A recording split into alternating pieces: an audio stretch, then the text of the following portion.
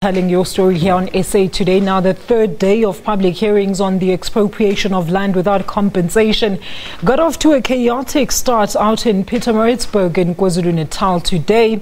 The chaos was prompted by the absence of an Afrikaans translator. Community members say one of the speakers used an insulting gesture, and then tensions flared up as people voiced their views about the possible amendment of Section 25 of the Constitution, looking into the expropriation of land, erupting further chaos. Our reporter Vusi Khumalo has been following the story. Well, it's a third day of public hearings on whether to expropriate land without compensation. These public hearings today got off to a nervy start here after one of the speakers showed insulting gesture, and some of the public or the gallery felt that they were being insulted. But as they say that after the storm comes the calm, I'm going to start with Mr. Richard Shabalala, who's going to tell me whether he is for or against this motion. Mr. Shabalala, are you for or against this motion? And also maybe try to support your statements. Thank you very much, sir. I am for this motion. I'm representing labor tenants on the farms around Winterton. Those farmers are still evicting people, and our people are still suffering at the hands of these white farmers.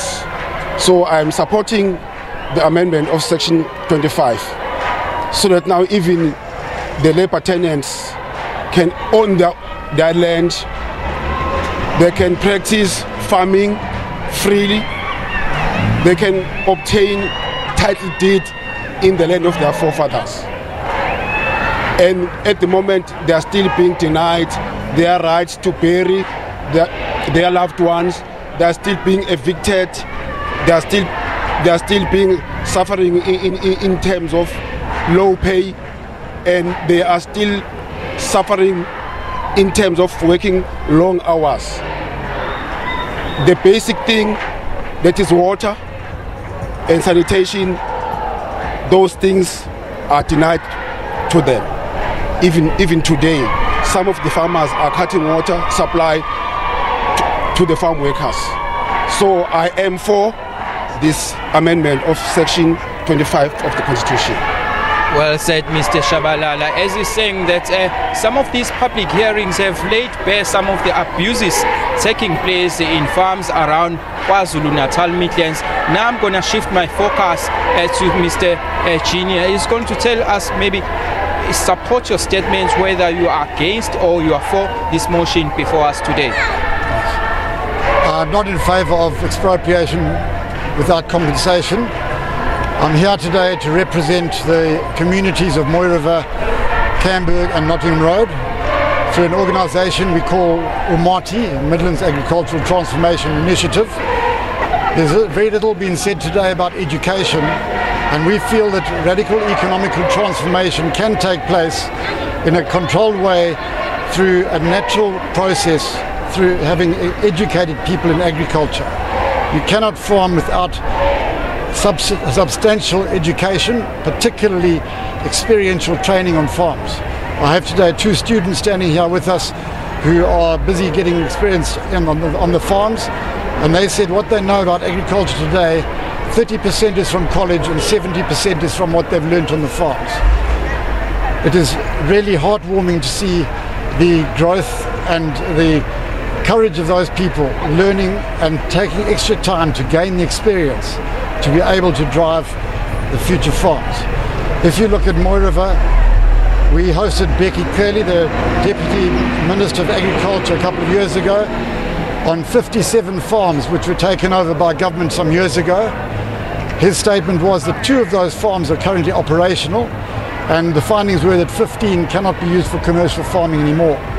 Now, if we can educate more people from an early age through farm visits, through junior school assistants, through students at Western Agricultural College, through tertiary experiential training on farms, and particularly in gaining momentum and support from the financial institutions to train the teachers at the colleges.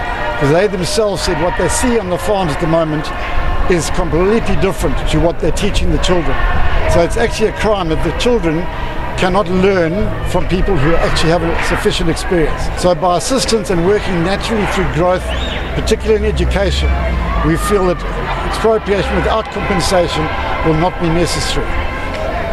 Okay, what do you think would be the solution for people who are landless currently as we speak?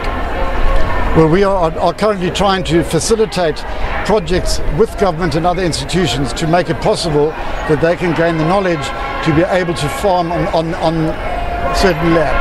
Having 57 farms, 500 hectares of irrigated land, there's a lot of potential there. There also are many farms in the area which have been on the market for some time.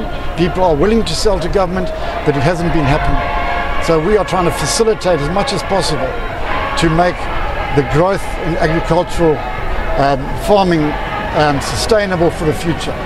We are also, to make that possible, increasing the amount of water available, planning big dams to make more potential as far as agricultural growth goes.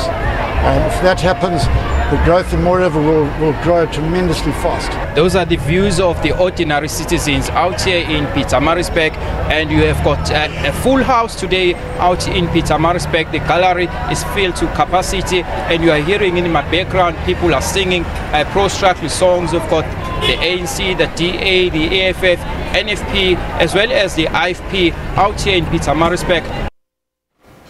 Vusi Khumalo in Pietermaritzburg earlier on at the land debates.